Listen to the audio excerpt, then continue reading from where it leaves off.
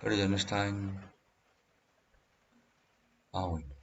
Aquí vemos que tenemos un paciente en el cual miren todas las membranas fibrinopurulentas, miren que ahí lo estamos operando, estamos viendo, estamos encontrando múltiples cavidades con abscesos, lo limpiamos esas cavidades, quitamos esas membranas, eso es donde quitamos la membrana probablemente queda con un poquito de sangrado, ¿sí? Aquí tenemos el segmento en el cual teníamos afectado el colon por el divertículo perforado. Aquí estamos haciendo la resección de la parte donde estaba la sección proximal y distal del colon afectado. Ahí vemos la pieza quirúrgica, el colon todavía dentro de la cavidad. Aquí vemos entonces que esto es la... Y aquí, ¿cómo nos queda este paciente después de que terminamos la cirugía? Miren que le hicimos una colostomía y miren que esta no es la cirugía nuestra, esa laparotomía sifopúbica no es nuestra, esa era de una cirugía anterior que él tenía, la de nosotros son los puertos de laparoscopia que vemos ahí, que vemos.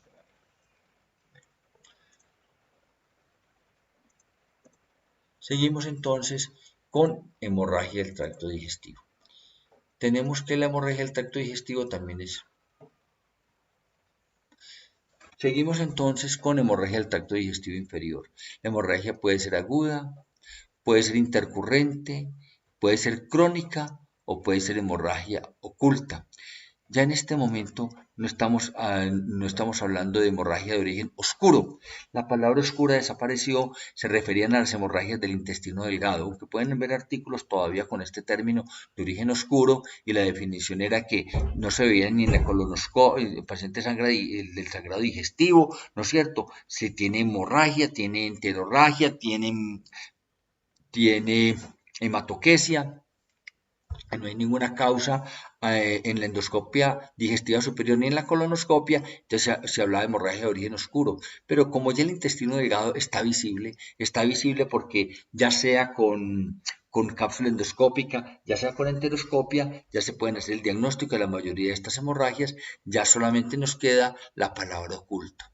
¿Qué significa una hemorragia oculta? Resulta que cuando un paciente sangra 500 centímetros de su estómago, por ejemplo, va a tener melenas hasta 8 días después.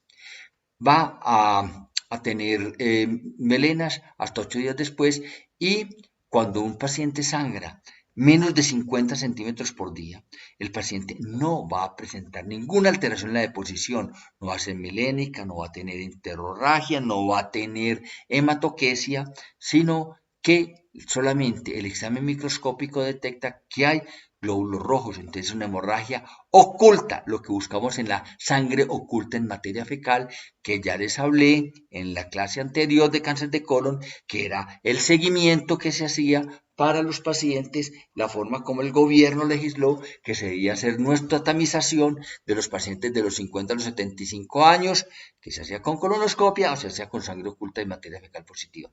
¿Qué detecta la sangre oculta en materia fecal? Las hemorragias ocultas, las que son de menos de 50 centímetros por día. Tenemos entonces las causas de hemorragia del tracto digestivo inferior, la diverticulosis, la angiodisplasia. La angiodisplasia son como alteraciones a nivel de los vasos, ¿sí? Son como las telangiectasias muy parecidas dentro del colon, uno como esas telangiectasias que tienen las personas que tienen varices pequeñas en los pies, así se ven. Los pólipos, los tumores malignos, las hemorroides y las fisuras, las enfermedades del intestino delgado. Ah, ¿cómo así? Hemorragia del tracto digestivo inferior y hemorragia de enfermedades del intestino delgado. Sí, hay un porcentaje de pacientes que tienen hemorragia de enfermedades del intestino delgado, que son las que causan la hemorragia del tracto digestivo inferior. E incluso puede haber hemorragia del tracto digestivo inferior por enfermedades del tracto digestivo superior. ¿Cómo así? Esto es clínico. Resulta que cuando nosotros hablamos de hemorragia al tracto digestivo inferior, hablamos de que el paciente tiene enterorragia, de que el paciente tiene hematoquesia. Cuando hablamos de hemorragia del tracto digestivo superior, el paciente generalmente tiene deposición melénica. Pero hay pacientes que tienen úlceras, que tienen gastritis, que sangran en tal volumen que alcanzan a hacer enterorragia, que alcanzan a hacer sangrado rutilante Entonces decimos que esta hemorragia, que pensamos clínicamente por ser enterorragia, por ser sangre roja, por estas causas, pensamos que es una hemorragia del tracto digestivo inferior. No, tiene su origen en una úlcera, ya les dije la razón. Tenemos otras causas de hemorragia del tracto digestivo inferior, la úlcera rectal solitaria, el prolapso rectal, la colitis quística profunda, muy importante este diagnóstico para los patólogos, porque encontrar glándulas a nivel de la submucosa, eso a los patólogos les asusta y de pronto nos pueden confundir y nos pueden hacer pensar de que sea un cáncer por estar unas glándulas, ¿sí? A ese nivel. La endometriosis y el de la foie. El de la foie, que son vasos mayores de 2 milímetros localizados a nivel de la submucosa, que sangran en jet, sangran en chorro, no solamente existen en el tracto digestivo superior, hay de la foie en el tracto digestivo inferior. Tenemos cómo se estudia la hemorragia del tracto digestivo inferior. Lo estudiamos con colonoscopia, el examen más importante, incluso lo hacíamos solamente en historia de hemorragia o en hemorragias intercurrentes. Hoy se hace hasta en hemorragias agudas. Después del trabajo hecho en la UCLA, Universidad de California de Los Ángeles, en la década de los 90, sí empezamos a hacer todos los pacientes con hemorragia del tracto digestivo y con hemorragia aguda en el periodo de hemorragia, les lavamos el colon y les tratamos de hacer una colonoscopia, porque ese diagnóstico un altísimo porcentaje de pacientes, pero no solamente eso, es diagnóstico, es terapéutica. Ustedes saben que la colonoscopia, el colonoscopista puede colocar clips, ¿no es cierto? Clips especiales, entonces puede coger algo que esté sangrando y coagularlo. Por el colonoscopio se puede pasar un equipo de se puede pasar una aguja y hacer esclero con solución salina con adrenalina, por ejemplo, ¿sí? Se puede utilizar argón plasma y hacer coagulación, o sea, es diagnóstica y es terapéutica. La gammagrafía. Antes de esto, pues nosotros este examen era muy socorrido. Hoy por hoy lo usamos con muy poca frecuencia. Se utilizan se utiliza pertecnectato o glóbulos marcados con tecnesio 99. Entonces, la ventaja, pues él permanece en la sangre por 24 horas y detecta hemorragias desde el momento en que se aplica hasta 24 horas después. La desventaja es que el diagnóstico es topográfico, simplemente le dice uno, el sangrado está en la fosa ilíaca izquierda. Hombre, allá puede ser el colon muy probablemente, pero también puede haber una sede de intestino delgado allá, topográficamente, entonces da un diagnóstico topográfico. La arteriografía también era lo más ocurrido que teníamos en esa época para antes de que la colonoscopia la impusiéramos también para las hemorragias agudas, pero incluso con esta arteriografía también se podía hacer terapia haciendo embolización. La cápsula endoscópica y la enteroscopia para estas hemorragias que llamábamos de origen oscuro, ¿sí? Que ya en las conferencias nuevas, porque este término se utiliza hasta hace muy poco, en las conferencias nuevas ya nos dicen hemorragia localizadas a nivel del intestino delgado. Tenemos la colitis isquémica. La colitis isquémica es una enfermedad de la vejez, básicamente, de la edad extrema, ya cuando ya la circulación es muy afectada, o de pacientes que están en cuidado intensivo, en muy malas condiciones. ¿Qué tenemos? Yo ya les había dicho en la primera clase que de la cripta a la vellosidad, de la vellosidad, se demora 8 días. Que si un paciente tiene una isquemia, hace una isquemia de la mucosa y le hacemos la colonoscopia a los 8 días, probablemente no encontremos ningún sitio donde haya el sangrado. No somos capaces de localizarlo. ¿Qué encontramos cuando vemos algo en la endoscopia y lo estamos haciendo? Vemos esto que se llama una mucosa en piel de ratón, ¿no es cierto? Ese color grisáceo que tiene la mucosa que está isquémica. Cuando compromete la submucosa, van a quedar, ya no es tan eficiente, ya se demora muchísimo en cicatrizar. Tenemos úlceras que duran muchísimo tiempo. Cuando compromete la muscular, yo ya les había dicho, cuando compromete la muscular, cualquier enfermedad del colon que compromete la capa muscular causa estrechez. Entonces, si tenemos una isquemia que llega hasta la muscular, puede cicatrizar y puede cicatrizar con estrechez. Cuando tenemos una enfermedad de Crohn que tan frecuentemente compromete la capa muscular, porque es transmural, el Crohn es transmural, la colitis ulcerativa casi no. Cuando tenemos la enfermedad de Crohn que es transmural, también cuando compromete la inflamación, la muscular, también podemos tener, en la cicatrización podemos tener estrechez de colon, y acordémonos que es muy frecuente la estrechez en la enfermedad de Crohn, contrario a la colitis ulcerativa. Y cuando compromete la serosa, la isquemia, el paciente se perfora y ese paciente va para cirugía inmediatamente. Vamos a hablar unas palabras de los vólvulos. Los vólvulos básicamente son del sigmoides y del ciego. ¿Por qué el sigmoides? Porque hay muchos sigmoides redundantes, ¿sí? En la cual la base de implantación del mesosigmoides está muy estrecha, muy cercana. La base de implantación proximal y distal, donde sale y donde llega el sigmoides. Entonces puede rotarse fácilmente. Y en el ciego, porque en las anomalías de la rotación intestinal, ustedes saben cómo se hace la rotación, la rotación del intestino, que se hace con el eje en la mesentérica superior, ¿sí? ¿Cómo? Entonces, cuando se hace una rotación incompleta, una de las causas de las consecuencias frecuentes es que falta la fijación del ciego a la pared. Ese ciego que no tiene ese meso que lo pega a la pared es un ciego volvulable. Y la cirugía exactamente en este ciego es hacer una fijación a la pared. Los vólvulos del ángulo esplénico y el colon transverso generalmente son postquirúrgicos. Se quitan las fijaciones del ángulo hepático y el ángulo esplénico en las cirugías de colon. Y como esto no se vuelve a fijar, muy buena técnica que yo conozco que diga, hay que fijar esto nuevamente, sino que esto puede quedar volvulable, puede quedar que en algún movimiento se puede hacer este vólvulo. Tenemos entonces acá esto que ustedes todos conocen, se llama el signo del grano de café. El signo del grano de café, un diagnóstico de vólvulos, una placa simple, ¿sí? Aunque también se puede hacer con TAC, pero una placa simple se puede hacer este diagnóstico, no necesita, como en este caso, un TAC. Entonces, una radiografía, el tratamiento es médico y quirúrgico. ¿Cómo hace el tratamiento médico? Hasta cuando ya vino el desarrollo de la colonoscopia, cuando las colonoscopias era más frecuente, ya había más experiencia, ya se llegaba más al ciego, entonces se empezó a devolvular. Sí, recordemos que un vólvulo hace una rotación sobre su eje, entonces se trata de volvular. ¿Y para qué? ¿Qué objeto tiene de volvular? Si de todas maneras hay que operar, sí, pero es que una diferencia es operar ese colon de ese tamaño, que uno lo sacaba, eran cirugías que son abiertas, entonces saca ese colon y parece una llanta encima del abdomen y uno no, es muy difícil de manipular, entonces es muy importante que se pueda devolvular para hacer una cirugía que no necesita colostomía, sino una cirugía en un solo tiempo, resección y anastomosis. Este para el sigmoides y para el colon del ángulo hepático, que lo vimos, el ángulo esplénico, que lo vimos ahorita, ¿sí? O el transverso. Para el ciego, generalmente simplemente se devolvula y se fija a la pared en el procedimiento quirúrgico.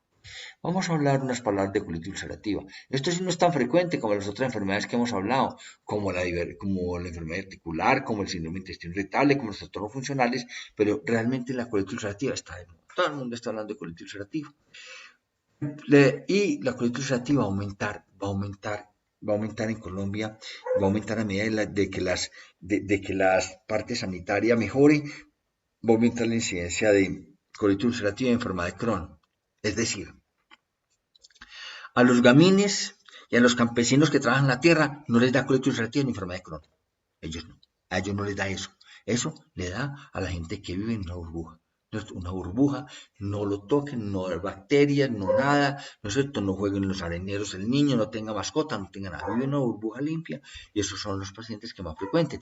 Por eso antes se decía, no, esto es de los europeos, los blancos, por allá del norte, ¿no es cierto? Los judíos asquenazis, eso no era de aquí, pero ya lo estamos viendo también nosotros, a medida que nuestras condiciones higiénicas fueron mejorando, estamos también aumentando la cantidad de gente con colitis ulcerativa, ¿no es cierto?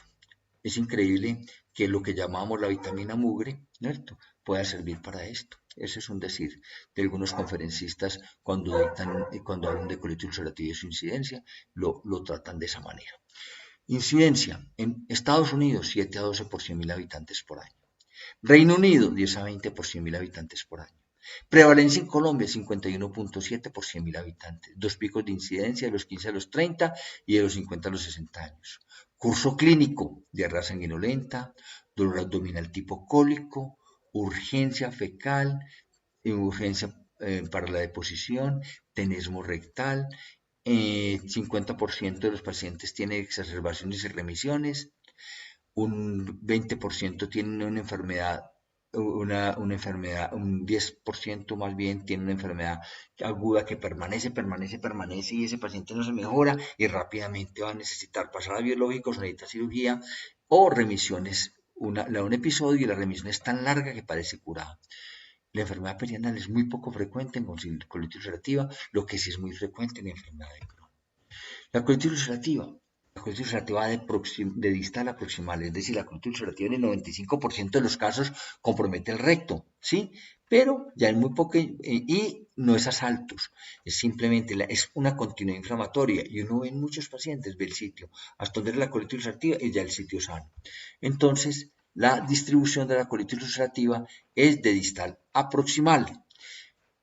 Casi nunca compromete el intestino delgado, excepto en una ileitis por reflujo, es decir, cuando la válvula ileocecal es incontinente, entonces puede haber tan inflamado el ilion distal. Las estrecheces, como decíamos, eran muy poco frecuentes. ¿Por qué? Por lo que ya habíamos hablado. No compromete una enfermedad prácticamente la mucosa, casi nunca compromete la muscular. Y en el examen microscópico no hay granuloma, los granulomas son de la enfermedad de Crohn, puede haber displasia, puede haber excesos de las criptas. Bueno, tenemos esta la clasificación que se está usando para colitis ulcerativa. Cuando un médico nos informe sobre un paciente que tiene colitis ulcerativa, no lo debe clasificar con esta clasificación, o si no hay que llamarlo. ¿Por qué? Porque esta clasificación también nos va a dar pronóstico, nos va a dar tratamiento, etc. Proctitis ulcerativa E1, compromiso del recto, no pasa el recto sigmoidea. E2, compromiso distal al ángulo esplénico. E3, pancolitis, compromiso proximal al ángulo esplénico. Entonces, si tiene desde el transverso, desde la parte media del transverso hasta el recto, porque sabíamos que siempre es un compromiso continuo, seguimos hablando de pancolitis. Todavía no es pancolitis que tiene que comprometer hasta el ciego. No, pancolitis es desde que se aproxima al ángulo esplénico del colon. Yo les había hablado de que esto daba tratamiento. Sí, un paciente que tenga solamente una colitis ulcerativa, proctitis, se puede tratar con supositorios. Uno con colitis ulcerativa distal del ángulo esplénico, ya tiene que recibir enemas y tiene que recibir terapia oral. Entonces, eso es lo importante. Las clasificaciones que nos ayuden con todo lo que es pronóstico, tratamiento, etc. Y aquí la clasificación de Montreal de colitis ulcerativa para la severidad de los síntomas. S0, remisión clínica. S1, colitis ulcerativa leve, 4 deposiciones o menos por día, con o sin sangrado y velocidad de sedimentación globular normal. S2, colitis ulcerativa moderada, más de 4 deposiciones por día, pero mínimo signos sistémicos. Y S3, más de 6 deposiciones al día, pero ya empezamos a ver alteración, frecuencia cardíaca mayor de 90, temperatura mayor de 37, hemoglobina menor de 10.5, velocidad de sedimentación globular mayor de 30. Tenemos acá los diagnósticos, la diferencia entre la colitis ulcerativa y la enfermedad de Crohn. Tenemos aquí que hay más eritema en colitis ulcerativa versus Crohn, pérdida del patrón vascular mucho más en colitis ulcerativa que en Crohn, granularidad y friabilidad más en colitis ulcerativa que en Crohn, el patrón de empedrado. ¿Cómo así que un patrón de empedrado? Cuando las úlceras son longitudinales y son transversales, nos da la impresión de un embaldosado, ¿no es cierto? Como el del piso del salón, etcétera. Entonces, eso se llama patrón de empedrado, mucho más frecuente en la enfermedad de Crohn. Los endopólipos iguales en ambas, las úlceras aptosas más en enfermedad de Crohn que en colitis, úlceras superficiales menos en colitis ulcerativa, pero es úlcera profunda definitivamente en colitis ulcerativa no, sino todo es Crohn. Bueno, entonces compromiso rectal, compromiso continuo y simétrico, mire, aquí lo tenemos, colitis ulcerativa, la enfermedad de Crohn casi no. Compromiso de parches, a mucho más en la enfermedad de Crohn, con áreas de respeto, obviamente. Entonces, ¿cuál es el tratamiento médico? El tratamiento médico lo hacemos con sulfasalacina. La sulfasalacina es un medicamento que sintetizaron en Suecia. Y este medicamento se hizo no para colitis ulcerativa, se hizo un tratamiento de modo que el ácido 5-aminosalicílico no se absorbiera en el estómago, sí, ni el intestino delgado, sino que llegara hasta el colon, tenía que ser un portador. Le pegaron un enlace, unieron la sulfapiridina con un ácido 5-amino salicílico, con un enlace ASO, que las bacterias del colon lo desdoblan y ya por eso ya se libera la droga a nivel del colon, del colon. Por eso hace su efecto a este nivel. Pero después de que ya hay, utilizando este portador, la sulfa para llevar el ácido 5-amino salicílico al colon, después ya se hizo ya ácido 5-amino salicílico, se les colocó cubiertas entéricas, se hizo enlaces también para llevarlo hasta el colon y ya tenemos toda esta variedad de presentaciones. Puede estar en enemas, en tabletas, en gránulos o en supositorios. Respuesta 67% en proctitis con los enemas. Es una respuesta bien alta. Entonces, en el tratamiento médico, además del ácido 5-amino salicílico, tenemos esteroides. Siempre que damos esteroides, más en colitis ulcerativa y en enfermedad de Crohn, damos cómo se empieza y también damos cuándo se termina. Utilizamos mucho la fórmula de prednisolona 50 miligramos, vienen tabletas de 50 y tabletas de 5. Utilizamos 50 miligramos por 15 o 20 días, lo bajamos a 25 miligramos a media tableta, otros 15 o 20 días, después pasamos ya a 3 tabletas de 5, 15 miligramos, luego 10 miligramos, luego 5 miligramos y suspendemos. Este proceso, cada una de estas etapas de a 15 o 20 días, nos demoramos 3 meses, 4 meses para terminar el tratamiento, pero siempre en la fórmula, desde que lo empecemos, también colocar la manera de terminarlos. También tenemos la azatioprina y la sermicartopurina,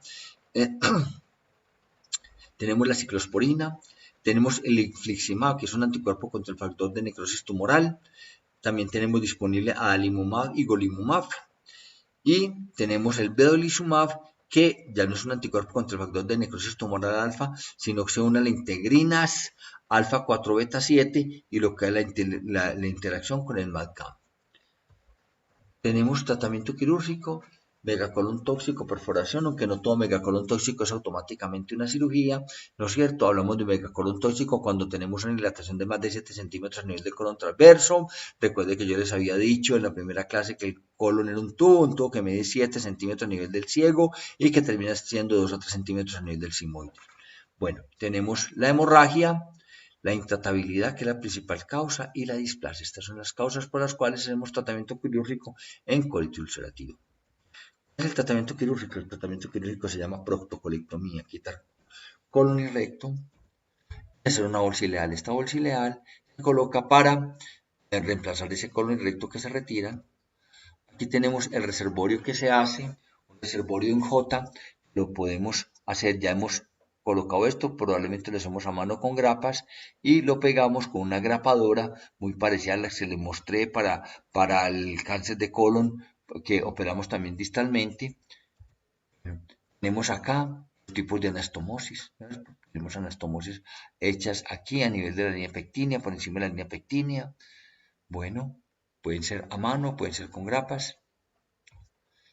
Aquí un paciente también con una colitis tenaz. Aquí la colitis ulcerativa, la imagen que tenemos. Aquí, colitis ulcerativa.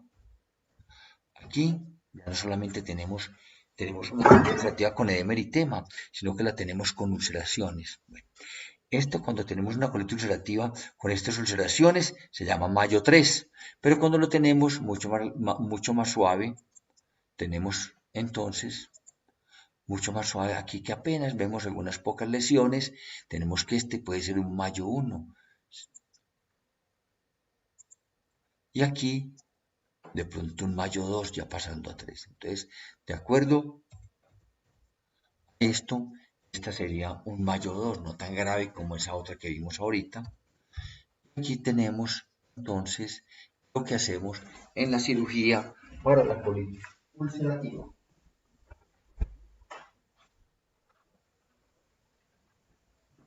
Este video que nos muestra la cirugía de cómo hacemos la proctocolectomía total. ¿Sí? Tenemos la proctocolectomía total. en la cual estamos trabajando, tenemos que separar todo el colon, tenemos que separar, vemos ahí el apéndice, lo estamos separando al lado derecho, vamos llegando, vamos separando hasta el hígado, ya vemos al fondo muerto que estamos llegando ya al ángulo hepático del colon. Aquí ya estamos trabajando ya al otro lado, estamos liberando ya nuestro colon al lado izquierdo, estamos liberando nuestro colon al lado izquierdo, entonces tenemos que hacer una proctocolectomía total. Aquí ya estamos haciendo nuestra liberación completa del colon, lado derecho, lado izquierdo. Y esto que ustedes están viendo en 1 minuto 10 segundos, nos demoramos de 6 a 8 horas para hacerlo. Entonces ya tenemos, cuando liberamos todo el colon, allá vemos al fondo el vaso, o sea, nos orientamos, es el colon izquierdo, aquí ya hicimos la sección y miren todo el colon, lo sacamos todo el colon, aquí lo vemos organizado por fuera, como ya sacamos todo el colon, seccionamos a ese nivel, ¿sí? Y vamos a ver la confección de la bolsa, la que les dije ahorita. Con esa grapadora unimos las dos asas, miren cómo la unimos y aquí miren cómo pasamos el ambil de la grapadora para que nos haga la anastomosis con la grapadora que pasamos a nivel anal. Miren cómo estamos ahí colocando. Y esta es la prueba de fugas. Le echamos aire para ver que no esté fugando por ninguno de esos. Y aquí esta paciente que puede tener una laparotomía desde el sifoides hasta el pubis, quedó con esta cirugía. Una señora que tiene una cirugía que le sirve y que no le deja una gran cicatriz. Bueno, pasamos entonces ahora a la enfermedad de Crohn. La enfermedad de Crohn hace parte de estas enfermedades inflamatorias intestinales y tenemos de que es una enfermedad crónica caracterizada por una inflamación transmural. Miren la diferencia, transmural, la otra es solamente la mucosa, focal, asimétrica, ya les dije, vimos también la tablita en la cual decían que la colitis ulcerativa era simétrica, va avanzando desde la línea pectínea, subiendo por todo el recto de forma asimétrica, esta es asimétrica, este es asaltos. Ocasionalmente granulomatosa, que puede afectar cualquier parte del tracto gastrointestinal y presentar manifestaciones extraintestinales. Inició a cualquier edad, pero es más común en la segunda y tercera década de la vida. Produce dolor abdominal, es muy frecuente la diarrea, el sangrado, la pérdida de peso, la enfermedad perianal, mientras que en colitis ulcerativa es muy poco frecuente, aquí es sumamente frecuente, más del 40%, muchas fístulas, masas abdominales y una mayor incidencia de cáncer. Tenemos que la principal sitio es el intestino delgado, 40-45%, como fue descrito inicialmente por el doctor Burrill Crohn. Ya les dije que era una de esas enfermedades cuyos epónimos se han permanecido en el tiempo, ¿sí? Y que eso fue cuestión de que el destino es así. Simplemente los autores de ese artículo dijeron, vamos a poner esto, no se ponían de acuerdo quién iba a ser el primero, vamos a ponerlo de acuerdo con orden alfabético, que el doctor Crohn primero y se llama enfermedad de Crohn desde 1931. Hay estrecheces, hay ulceración de la mucosa, ya les dije que era el aspecto de empedrado, que son las úlceras longitudinales y transversales que dan ese aspecto como embaldosado. La penetración transmural tiene granulomas, puede haber displasia, puede haber nódulos linfáticos con granulomas y puede haber abscesos en las criptas. La incidencia en Estados Unidos 5 a 11 por 100.000 habitantes, en el Reino Unido igual 5 a 11 por 100.000 habitantes, la incidencia, la prevalencia en Estados Unidos 50 por 100.000 habitantes, en el Reino Unido igual, la prevalencia en Colombia es 5,85 por 100.000 habitantes. Esto es una enfermedad huérfana, menos de un caso por 5.000 personas. Es muy importante que tengan este concepto, se los preguntan en todas partes que es una enfermedad huérfana. Más frecuente en el sexo femenino y en los estratos urbanos altos, miren, ya les había dicho, esto es de la gente alta, la gente que mantiene a los hijos en una burbuja. Tenemos la clasificación de Montreal, es muy importante la del diagnóstico, A1 debajo de 16, A2 entre 17 y 40 y A3 por encima de 40. La localización ileal, como fue descrito por Burrill Crohn, la L2 colónica, L3 ileocólica y L4 enfermedad alta aislada. La evolución no es B1, no es penetrante ni causa estrechez. La B2 con estrechez. B3 penetrante, causa fístulas, y Pepe, enfermedad perianal. Tratamiento, miren lo tan parecido a la colitis ulcerativa. Volvemos a repetir la sulfasalazina, volvemos a repetir el ácido 5-salicílico y miren esta belleza de medicamento que es tan socorrido por nosotros, el metronidazol. ¿Sí? Hace parte del tratamiento de esta enfermedad de Crohn, sobre todo cuando hay muchos abscesos y fístulas a nivel perianal. Los esteroides, con la misma indicación de que se da el comienzo y se da también cómo se terminan.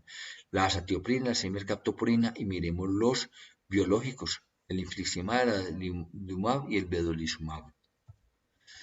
Tenemos en la enfermedad de Crohn, tenemos tratamiento quirúrgico. Cuando vamos a hacer tratamiento quirúrgico tenemos que ver los fragmentos afectados, porque hay que mirar el intestino sano. En nuestro país no, yo no tengo ningún paciente de los que vienen con una enfermedad de Crohn está en riesgo de tener intestino corto definido como el que tiene menos de 1 metro de intestino después de múltiples lesiones intestinales, ¿sí? Pero en Estados Unidos es muy frecuente y por eso hacen ellos estricturoplastias, porque no solamente hay resección de sedimentos afectados, que es lo que hacemos nosotros, sino que hay que hacer plastia de las estrecheces e incluso algunas veces hay que hacer puentes. Aquí vemos una estrechez. Si cogemos esta estrechez y le hacemos un corte longitudinal y la suturamos transversal, ¿sí? Tenemos una estructuroplastia tipo Heineck-Mikulix. Bueno, tenemos acá paciente con enfermedad de Crohn, Aquí la endoscopia, un paciente con enfermedad de Crohn, muy parecido a una colitis ulcerativa. Aquí el resultado, pues, después de mucho tiempo, aquí una ulceración grande, mire cómo es la ulceración de la enfermedad de Crohn, grandes, cubiertas por fibrina, y estos se llaman pseudopólipos, miren esta otra inflamación grande cubierta por fibrina. Tenemos acá otro pseudopólipo inflamatorio, y vamos a tratar ya algunos temas para terminar les voy a hablar de la proctitis actínica. ¿Por qué? Porque ustedes saben que este es un problema que tenemos, por lo que les decía cuando les traté el tema de la inflamación perianal por radiación, también porque tenemos una gran cantidad de tumores a nivel de la pelvis que son tratados con radioterapia. Cuando vimos la clase de cáncer, vimos que ya no era el cáncer de próstata, ni el cáncer de cervix, que era el primero hace 20 años, ni el cáncer de próstata, que era el primero hace 4 o 5 años, pero siguen siendo muy frecuentes y siguen siendo tratados con radioterapia. Entonces, las secuelas de la proctitis por radiación la vamos a ver, y también en los pacientes con cáncer de recto que también reciben radioterapia. Entonces, hay una fase aguda. Esta fase aguda depende más que todo de la reproducción celular. La fase crónica depende más que todo de las alteraciones vasculares, hay telangiectasias e incluso puede haber obstrucción por fibrosis. Las alteraciones, lesiones tempranas suceden en el 40-75% de los pacientes, comprometen la mucosa y la submucosa. Las tardías, 25-40%, y son vasculares, como les dije, arteritis sublitilantes, esclerosis venosa y linfática, fibrosis, úlceras, etc. Y cuando tenemos hemorragia, que son los principales problemas que tenemos con estas proctitis actínica, podemos utilizar formaldehído del 4%. Tenemos varios trabajos publicados, incluso una presentación que hicimos en el AGA, en el Colegio de la Sociedad Americana de Gastroenterología, hace unos años, con formaldehído del 4%, ¿sí? La publicación la tenemos en la revista colombiana de gastroenterología para el que la quiera mirar. Podemos utilizar también argon plasma, también con muy buen resultado. Tenemos una publicación también en la revista colombiana de gastroenterología e incluso tenemos una publicación comparando ambos métodos aquí en nuestro medio. Tenemos láser, tenemos ostomía, tenemos resección abdominotransanal. Aquí vemos el paciente con proctitis actínica inflamada, la mucosa, con tendencia al sangrado. Veremos aquí sangrado, ¿sí? Miremos aquí sangrado activo por una proctitis actínica. Y aquí, después de hacer la terapia, cómo queda este paciente. Bueno, doctores, muchas gracias.